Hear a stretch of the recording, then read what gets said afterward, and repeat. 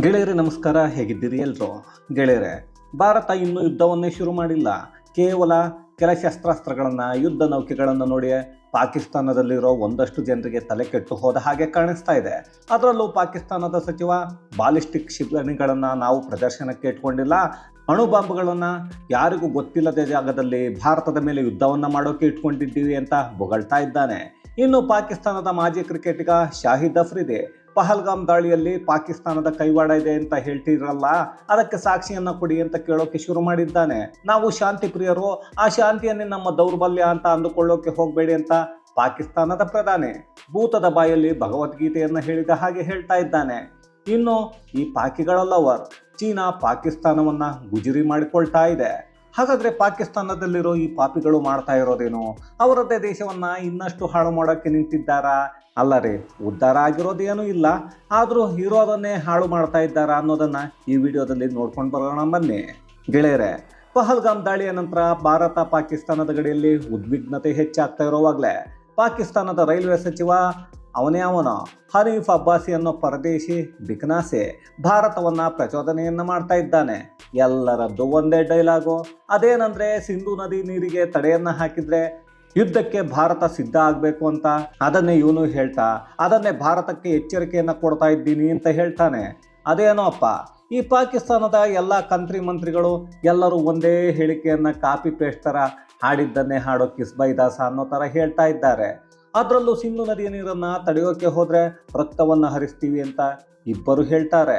ಇವನು ನೋಡಿದ್ರೆ ಯುದ್ಧಕ್ಕೆ ಸಿದ್ಧ ಆಗಬೇಕು ಅಂತಾನೆ. ಇವನ ಕಣ್ಣಿಗೆ ಅದೇನು ಇಟ್ಕೊಂಡಿದ್ದಾನೋ ಗೊತ್ತಿಲ್ಲ. ಈಗಾಗಲೇ ನಾವು ಯುದ್ಧಕ್ಕೆ ಸಿದ್ಧರಾಗಿರ್ತೀವಿ ಅಂತ ಇಂಡಿಯನ್ ಆರ್ಮಿ ಕೂಡ ಒಂದು ಟ್ರೇಲರ್ನ ರಿಲೀಸ್ ಮಾಡಿದೆ. ಅದನ್ನು ನೋಡಿ ಪಾಕಿಗಳು ಬೆಚ್ಚಿ ಬೀಳ್ತಾ ಇದ್ರೆ ಇವನೇ ಅವನ ಮಂತ್ರಿ ಇಷ್ಟು ದಿನ ನಿದ್ರೆಯನ್ನ ಮಾಡಿ ಈಗ ಎದ್ದವನ ಹಾಗೆ ಮಾತಾಡ್ತಾ ಇದ್ದಾನೆ. ಇನ್ನು ನೀರನ್ನ ತಡೆದ್ರೆ ಗೋರಿ, ಶಾಹೀನ್ ಮತ್ತು ಗಾಜ್ನವಿಗಳನ್ನ ನಾವು ಪ್ರದರ್ಶನಕ್ಕೆ ಇಟ್ಕೊಂಡಿಲ್ಲ ಅಂತ ಹೇಳ್ತಾ ಇದ್ದಾನೆ. ಇದ್ಯಾರಪ್ಪ ಗೋರಿ, ಶಾಹೀನು, ಗಜ್ನವಿ ಅಂತ ಕನ್ಫ್ಯೂಸ್ ಆಗಬೇಡಿ. ಇವೆಲ್ಲ ಅವರ ಹತ್ರ ಇರೋ ಬ್ಯಾಲಿಸ್ಟಿಕ್ ಮಿಸೈಲ್ಗಳ ಹೆಸರುಗಳು. ಅದನ್ನೇ ಅವನು ಹೇಳ್ತಾ ಇದ್ದಾನೆ. ಇವುಗಳನ್ನು ಭಾರತಕ್ಕೆ ಅಂತಾನೆ ಇಟ್ಕೊಂಡಿದ್ದೀವಿ. ಇನ್ನು ನಮ್ಮ ಹತ್ರ 130 ಅಣ್ವಸ್ತ್ರಗಳು ಇವೆ, ಅವುಗಳನ್ನು ನಾವು ಪ್ರದರ್ಶನಕ್ಕೆ ಇಟ್ಕೊಂಡಿಲ್ಲ, ಅವುಗಳನ್ನು ಭಾರತದ ಮೇಲೆ ದಾಳಿ ಮಾಡೋಕೆ ಅಂತಲೇ ಇಟ್ಕೊಂಡಿದ್ದೀವಿ. ನಾವು ನಮ್ಮ ದೇಶದಲ್ಲಿ ಪರಮಾಣು ಶಸ್ತ್ರಾಸ್ತ್ರಗಳನ್ನು ಎಲ್ಲಿ ಇಟ್ಟಿದ್ದೀವಿ ಅನ್ನೋದು ಯಾರಿಗೂ ಗೊತ್ತಿಲ್ಲ ಅಂತ ಈ ಅಬ್ಬಾಸಿ ಅನ್ನೋ ಬಿಕನಾಸಿ ಹೇಳ್ತಾ ಇದ್ದಾನೆ. ಬೇರೆಯವರಿಗೆ ಇವರ ಅಣ್ವಸ್ತ್ರಗಳು ಎಲ್ಲಿ ಇಟ್ಟಿದ್ದಾರೆ ಅನ್ನೋದು ಗೊತ್ತಿರೋದು ಹಾಳಾಗಿ ಹೋಗ್ಲಿ. ಈ ಪಾಕಿಸ್ತಾನದ ಮಿಲಿಟರಿಗೆ ಇಲ್ಲ ಈ ಮಂತ್ರಿಗಳಿಗೆ ಗೊತ್ತಿದೆಯೋ ಇಲ್ವೋ ನನಗೂ ಗೊತ್ತಿಲ್ಲ. ಅದ್ಯಾವುದೋ ಗೋಲಿ ತರ ಇರೋ 130 ಅಣ್ವಸ್ತ್ರ ಇಟ್ಕೊಂಡು ಈ ತರ ಮಾತಾಡ್ತಾ ಇದ್ದಾನೆ. ಅವು ನಮ್ಮ ದೇಶದ ಪಟಾಕಿ ಅಂಗಡಿಲಿ ಸಿಗೋ ಆಟಮ್ ಬಾಂಬ್ ತರ ಕೂಡ ಕಾಣಿಸಲ್ಲ. ಅವು ಇನ್ನದೆಷ್ಟು ಪವರ್ ಇದೆ ಅನ್ನೋದು ನನಗಂತೂ ಡೌಟು. ಅಲ್ಲ ರೀ, ಇವರು ಅಣು ಬಾಂಬ್ ಇಟ್ಕೊಂಡಿದ್ದಾರೆ ಅಂದ್ರೆ ನಾವೇನು ಈರುಳ್ಳಿ, ಟೊಮಾಟೊ, ಆಲೂಗಡ್ಡೆಯನ್ನ ಇಟ್ಕೊಂಡಿದ್ದೀವ? ನಮ್ಮ ಹತ್ರ ಕೂಡ ಬೇಕಾದಷ್ಟು ದೊಡ್ಡ ದೊಡ್ಡ ಅಣ್ವಸ್ತ್ರಗಳಿವೆ ಅನ್ನೋದನ್ನ ಇವನೇನಾದ್ರೂ ಮರ್ತಿದ್ದಾನ? ಇವರ ಹತ್ರ ಈ ಗೋಲಿ ಎಷ್ಟು ದಪ್ಪ ಇವೆ, ಆದರೆ ನಮ್ಮ ಹತ್ರ ನೋಡಿದ್ರೆ ಗೊತ್ತಲ್ಲ. ಒಂದು ಸಲ ಏನಾದರೂ ನಾವು ಉಡಾಯಿಸಿದ್ರೆ ಇವರ ಪಾಕಿಸ್ತಾನವೇ ಉಳ್ಕೊಳ್ಳಲ್ಲ. ಇವರನ್ನು ಹುಟ್ಟಿಸಿದ ಅಪ್ಪಂದಿರು ಭಾರತೀಯರು. ನಮ್ಮ ಹತ್ರ ಇನ್ನೆಷ್ಟರ ಮಟ್ಟಿಗೆ ಅಣ್ವಸ್ತ್ರ ಇವೆ ಅನ್ನೋದನ್ನ ಮೊದಲು ಯಾರಾದರೂ ಹೇಳ್ರಪ್ಪ. ಇಲ್ಲ ಅಂದರೆ ಇವನು ಸತ್ತ ಮೇಲೆ ಹೇಳೋಕೆ ಆಗಲ್ಲ. ಯಾಕೆಂದರೆ ಅವನು ಸತ್ತ ಮೇಲೆ ಜನ್ನತ್ಗೆ ಹೋಗಿ ಅಲ್ಲಿ 72 ಅಕ್ಷತ ಕನ್ಯೆಯರ ಜೊತೆ ಆಟ ಆಡ್ತಾ ಇರ್ತಾನೆ. ಆಗ ಹೋಗಿ ಡಿಸ್ಟರ್ಬ್ ಮಾಡೋಕೆ ಆಗತ್ತಾ?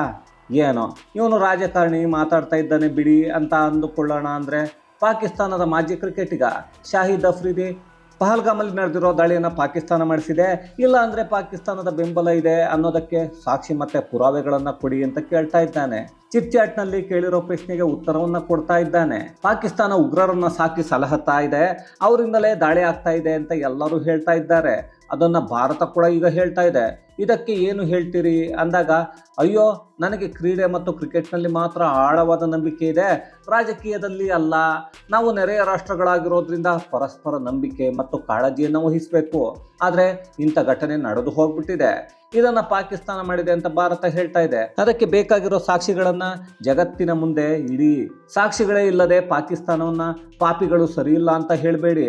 ಎರಡು ದೇಶಗಳ ನಡುವೆ ಸಂಬಂಧ ಸುಧಾರಣೆ ಆಗಬೇಕು ಅಂತ ಹೇಳ್ತಾ ಇದ್ದಾನೆ. ಪಾಪ ಈ ಶಾಹಿದ್ ಅಫ್ರಿದಿ ತಾನೇ ಏನು ಮಾಡ್ತಾನೆ? ಅಲ್ಲೆಲ್ಲೋ ಮಾತಾಡೋದನ್ನು ಬಿಟ್ಟು ಇವರದ್ದೇ ದೇಶದ ಪ್ರಧಾನಿಗೆ, ಸೇನಾ ಮುಖ್ಯಸ್ಥರಿಗೆ ಹೇಳಬಹುದಿತ್ತಲ್ಲ. ಇನ್ನು ಸಾಕ್ಷಿಯನ್ನು ಕೊಡಿ ಅಂತ ಕೇಳ್ತಾ ಇದ್ದಾನೆ. ಈಗಾಗಲೇ ಇವರದ್ದೇ ಮಂತ್ರಿಗಳು ವಿದೇಶದ ಮಾಧ್ಯಮಗಳಲ್ಲಿ ಕೂತ್ಕೊಂಡು ನಾವು ಹೇಸಿಗೆಯನ್ನು ತಿಂದಿದ್ದೀವಿ ಅಂದರೆ ಈ ಅಫ್ರಿದಿ ಅದಕ್ಕೆ ಸಾಕ್ಷಿಯನ್ನು ಕೊಡಿ ಅಂತಾನೆ. ಇವರೆಲ್ಲ ಹೊಟ್ಟೆಗೆ ಅದೇನು ತಿಂತಾರೋ ಗೊತ್ತಿಲ್ಲ. ಅವರದ್ದೇ ದೇಶ ಒಪ್ಪಿಕೊಂಡಿರೋದನ್ನು ಈ ಬಡ್ಡಿ ಮಗ ಅಫ್ರಿದಿ ಮಾತಾಡ್ತಾ ಇದ್ದಾನೆ. ಅಲ್ಲಿ ಏನೂ ಆಗೇ ಇಲ್ಲ ಅನ್ನೋ ಥರ. ಈ ಥರ ಮಾತಾಡಿ ಅದೇನು ಸಾಧನೆಯನ್ನು ಮಾಡೋಕ್ಕೆ ಹೊರಟಿದ್ದಾನೋ ಗೊತ್ತಿಲ್ಲ. ಇವನು ಹೇಳಿಕೆಯನ್ನು ಕೊಟ್ಟ ತಕ್ಷಣ ನರೇಂದ್ರ ಮೋದಿ, ಇರಪ್ಪ ಅಫ್ರಿದಿ, ಅದೆಂಥದ್ದು ಸಾಕ್ಷಿಗಳನ್ನು ಕೇಳ್ತಾ ಇದ್ದೀಯಾ, ನಾನು ಕೊಟ್ಟು ಬಿಡ್ತೀನಿ ಅಂತ ಓಡಿ ಹೋಗಿ ಕೊಡ್ತಾರೇನ್ರಿ? ಅಯ್ಯೋ ಅಯೋಗ್ಯ ಶಾಹಿದ್ ಅಫ್ರಿದಿ, ಮೊದಲು ಅವರ ದೇಶದಲ್ಲಿರೋರನ್ನು ಸರಿ ಮಾಡಿಕೊಳ್ಳೋದನ್ನು ಬಿಟ್ಟು ಅಡ್ವೈಸನ್ನು ನಮಗೆ ಕೊಡ್ತಾ ಇದ್ದಾನೆ. ಹೋಗ್ಲಿ ಬಿಡಿಪ್ಪ, ಇವನಿಗೆ ತಲೆ ಕೆಟ್ಟಿರಬೇಕು ಅನ್ಸುತ್ತೆ. ಗೆಳೆಯರೆ, ಇದೆಲ್ಲದರ ಮಧ್ಯೆ ಪಾಕಿಸ್ತಾನದ ಶಹಬಾಜ್ ಶರೀಫ್ ಇಡೀ ವಿಶ್ವದ ಮುಂದೆ ಕಾಮಿಡಿ ಮಾಡ್ತಾ ಇದ್ದಾನೆ. ಇವನು ಕೂಡ ನಮ್ಮ CM ಸಿದ್ದರಾಮಯ್ಯ ಅವರ ಹಾಗೆ ಶಾಂತಿ ಪ್ರಿಯ ಅಂತೆ. ಈ ಪಾಕಿಸ್ತಾನ ಶಾಂತಿಗೆ ತುಂಬ ಆದ್ಯತೆಯನ್ನು ಕೊಡ್ತಾ ಬಂದಿದೆಯಂತೆ. ಆದರೆ ಇದನ್ನೇ ನಮ್ಮ ದೌರ್ಬಲ್ಯ ಅಂತ ಎಲ್ಲರೂ ಅಂದ್ಕೊಂಡಿದ್ದಾರೆ. ಆ ಥರ ಪರಿಗಣನೆಯನ್ನು ನೀವು ಮಾಡಬೇಡಿ. ಪಾಕಿಸ್ತಾನದ ಸೇನೆ ಒಂದೊಂದು ಇಂಚು ಪಾಕಿಸ್ತಾನವನ್ನು ರಕ್ಷಣೆ ಮಾಡೋಕ್ಕೆ ಯಾವಾಗಲೂ ಸನ್ನದ್ಧಾಗಿದೆ. ಸ್ವನಿರ್ಣಯದ ಹಕ್ಕಿಗಾಗಿ ಕಾಶ್ಮೀರದ ಜನತೆ ನಡೆಸ್ತಾ ಇರೋ ಹೋರಾಟಕ್ಕೆ ಪಾಕಿಸ್ತಾನದ ಬೆಂಬಲ ಇದೆ ಅಂತ ಮತ್ತೆ ಕಾಶ್ಮೀರದ ವಿಚಾರವನ್ನು ಹೇಳ್ಕೊಂಡು ಅಲ್ಲಿ ದಾಳಿಯನ್ನು ಮಾಡಿರೋದು ನಮ್ಮ ಪಾಕಿಸ್ತಾನದವರಲ್ಲ, ಕಾಶ್ಮೀರದಲ್ಲಿ ಹೋರಾಟವನ್ನು ಮಾಡ್ತಾ ಇರೋರು ಅವರೆಲ್ಲರೂ ಸ್ವಾತಂತ್ರ್ಯ ಹೋರಾಟಗಾರರು ಅನ್ನೋ ಥರ ಬೊಗಳೆಯನ್ನು ಬಿಡ್ತಾ ಇದ್ದಾನೆ. ಇದರ ಜೊತೆಗೆ ಪಹಲ್ಗಾಮ್ ದಾಳಿಯ ತನಿಖೆಯನ್ನು ಮಾಡೋಕ್ಕೆ ಚೀನಾ ಮತ್ತು ರಷ್ಯಾವನ್ನು ಸೇರಿಸಿ ಒಂದು ತಂಡವನ್ನು ಮಾಡಿ ಅಂತ ಹೇಳ್ತಾ ಇದ್ದಾನೆ. ಅಲ್ಲ ರೀ, ಮಾಡಿರೋದು ಪಾಕಿಗಳು ಮತ್ತು ಪಾಕಿಗಳಿಂದ ಬೆಂಬಲವನ್ನು ಪಡ್ಕೊಂಡವರು ಪಾಕಿಸ್ತಾನದಿಂದ ಬಂದು ಭಾರತದಲ್ಲಿ ಉಗ್ರ ಕೃತ್ಯಗಳನ್ನು ಮಾಡ್ತಾ ಇದ್ರೆ ಅದನ್ನು ತನಿಖೆಯನ್ನು ಚೀನಾ ಮಾಡಬೇಕಂತೆ. ಇಂತಹ ಮುಟ್ಟಾಳ ಪ್ರಧಾನಿಯನ್ನು ಇಡೀ ವಿಶ್ವದಲ್ಲಿ ನಾವ್ಯಾರು ನೋಡಿರೋದಕ್ಕೆ ಚಾನ್ಸೇ ಇಲ್ಲ ಬಿಡಿ. ಶಹಬಾಜ್ ಶರೀಫ್ಗೆ ಈಗ ಭಯ ಅನ್ನೋದು ಒಳಗಿಂದ ಮತ್ತೆ ಕೆಳಗಿಂದ ಶುರುವಾಗಿದೆ. ಇಲ್ಲಿ ಭಾರತ ಪಾಕಿಸ್ತಾನಕ್ಕೆ ಹೊಡೆಯದ ಹಾಗೆ ಮಾಡಬೇಕು, ಅದಕ್ಕೆ ತನಿಖೆಯನ್ನು ಚೀನಾ ಮತ್ತು ರಷ್ಯಾ ಮಾಡಲಿ ಅಂತ ಬೊಗಳೆಯನ್ನು ಬಿಟ್ಕೊಂಡು ಕೂತ್ಕೊಂಡಿದ್ದಾನೆ. ಇದನ್ನೆಲ್ಲ ನೋಡ್ತಾ ಇದ್ರೆ ಪಾಕಿಸ್ತಾನದಲ್ಲಿರೋರಿಗೆ ಭಾರತ ಇನ್ನು ಯುದ್ಧವನ್ನು ಮಾಡೋದಕ್ಕೆ ಮೊದಲೇ ತಲೆ ಹಾಳಾಗಿ ಹುಚ್ಚರಾಗಿದ್ದಾರೆ ಅನ್ನೋದು ಗೊತ್ತಾಗ್ತಾ ಇದೆ. ಅದಕ್ಕಾದರೂ ಪಾಪ ಟ್ರೀಟ್ಮೆಂಟ್ ತಗೊಳ್ಳಿ ಪಾಕಿಸ್ತಾನದಲ್ಲಿ. ಅಂದರೆ ಒಳ್ಳೆಯ ಆಸ್ಪತ್ರೆ ಕೂಡ ಅಲ್ಲಿ ಇಲ್ಲ, ಈಗ ಮೆಡಿಸಿನ್ ಕೂಡ ಸಿಗಲ್ಲ. ಅವರ ಹಣೆ ಬರಹ ಬಿಡಿ, ಅನುಭವಿಸ್ಲಿ. ಇವರೆಲ್ಲ ಪಾಕಿಸ್ತಾನ ಏನನ್ನೂ ಮಾಡಿಲ್ಲ, ಈ ದಾಳಿಗೂ ನಮಗೂ ಸಂಬಂಧ ಇಲ್ಲ ಅಂತಿದ್ರೆ ಈಗ ಪಾಕಿಸ್ತಾನದ ಒಳಗೆ ಅಲ್ಲಿನ ಸಾಮಾನ್ಯ ಪ್ರಜೆಗಳು ಪ್ರತಿಭಟನೆಯನ್ನು ಮಾಡ್ತಾ ಇದ್ದಾರೆ. ನಾವು ಮಾಡಿರೋ ತಪ್ಪನ್ನು ಒಪ್ಪಿಕೊಂಡು ಭಾರತದ ಜೊತೆ ಮರ್ಯಾದೆಯಿಂದ ಇದ್ದು ಬಿಡಿ, ಇಲ್ಲ ಅಂದರೆ ಮೋದಿ ಮತ್ತು ಭಾರತದ ಸೇನೆ ಪಾಕಿಸ್ತಾನವನ್ನು ನಿಜವಾಗ್ಲೂ ಬಿಡಲ್ಲ ಅಂತ ಹೇಳ್ತಾ ಇದ್ದಾರೆ. ಅಲ್ಲಿರೋ ಸಾಮಾನ್ಯ ಜನರಿಗೆ ಇರೋ ಸಾಮಾನ್ಯ ಜ್ಞಾನ ಆ ದೇಶದಲ್ಲಿರೋ ದೇಶವನ್ನು ಆಳೋರಿಗೆ, ದೇಶವನ್ನು ಕಾಯೋರಿಗೆ ಇಲ್ಲ ಅಂದರೆ ಇನ್ನು ಅದೆಂಥ ನಾಯಕರು, ಅದೆಂಥ ಸೇನೆಯ ಅಧಿಕಾರಿಗಳು ಯೋಚನೆಯನ್ನು ಮಾಡ್ರಿ. ಅಯ್ಯೋ ಪಾಕಿಸ್ತಾನ ಏನಾದರೆ ನಮಗೇನೋ, ಅದರ ಬಗ್ಗೆ ನಾವ್ಯಾಕೆ ಚಿಂತನೆಯನ್ನು ಮಾಡಬೇಕು ಅಂತ ಕೇಳಬೇಡಿ. ಹಾಗೇನಾದರೂ ಅಂದುಕೊಂಡ್ರೆ ನಮ್ಮನ್ನೇ ಮುಗಿಸೋ ಯೋಚನೆಯನ್ನು ಈ ಬಡ್ಡಿ ಮಕ್ಕಳು ಮಾಡ್ತಾರೆ.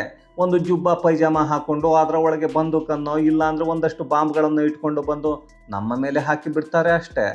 ಗೆಳೆಯರೆ, ಅದೇನೇ ಆದರೂ ಈಗ ರಾಜತಾಂತ್ರಿಕವಾಗಿ ಮಾಡಿರೋ ನಿರ್ಧಾರಗಳು ಬದಲಾವಣೆ ಆಗಲ್ಲ. ಇದರ ಜೊತೆ ಪಹಲ್ಗಾಮಲ್ಲೇ ಆಗಿರೋ ಹಿಂದೂಗಳ ನರಮೇಧಕ್ಕೆ ಪಾಕಿಸ್ತಾನವನ್ನು ಸುಮ್ಮನೆ ಬಿಡೋ ಮಾತೇ ಇಲ್ಲ ಅಂತ ಈಗಾಗಲೇ ಮೋದಿ ಹೇಳಿದ್ದಾರೆ. ಇನ್ನು ನಮ್ಮ ಜನರು ಅದನ್ನೇ ಕೇಳ್ತಾ ಇದ್ದಾರೆ. ಇನ್ನು ಈ ಪಾಕಿಗಳನ್ನು ಕಾಪಾಡೋಕೆ ಅದ್ಯಾವ ದೇಶ, ಅದ್ಯಾವ ಸೇನೆ, ಅದ್ಯಾವ ಶಸ್ತ್ರಾಸ್ತ್ರಗಳನ್ನು ಕೊಡುತ್ತೆ ಅನ್ನೋದನ್ನು ನೋಡಬೇಕು. ಇಲ್ಲಿ ಚೀನಾ ಈಗಾಗಲೇ ಒಂದಷ್ಟು ಆಯುಧಗಳನ್ನು ಕೊಡುತ್ತೆ ಅನ್ನೋದು ಕೂಡ ನಿಜ. ಆದರೆ ಅವರು ತಾನಿಗೆ ಎಷ್ಟನ್ನು ಕೊಡ್ತಾರೆ? ಅವರು ಕೊಡೋದು ಕೂಡ ಅವರ ಬಳಿ ಅದೆಲ್ಲೋ ಗುಜರಿಯಲ್ಲಿ ಬಿಸಾಕಿರೋ ಹಳೆ ಆಯುಧಗಳನ್ನು ಅವರು ಕೊಡ್ತಾರೆ. ಅದರಲ್ಲಿ ಎಷ್ಟು ಕೆಲಸ ಮಾಡ್ತವೆ, ಎಷ್ಟು ಮಾಡಲ್ಲ ಅಂತ ನಮಗಲ್ಲ, ಚೀನಾದವರಿಗೆ ಗೊತ್ತಿರಲ್ಲ.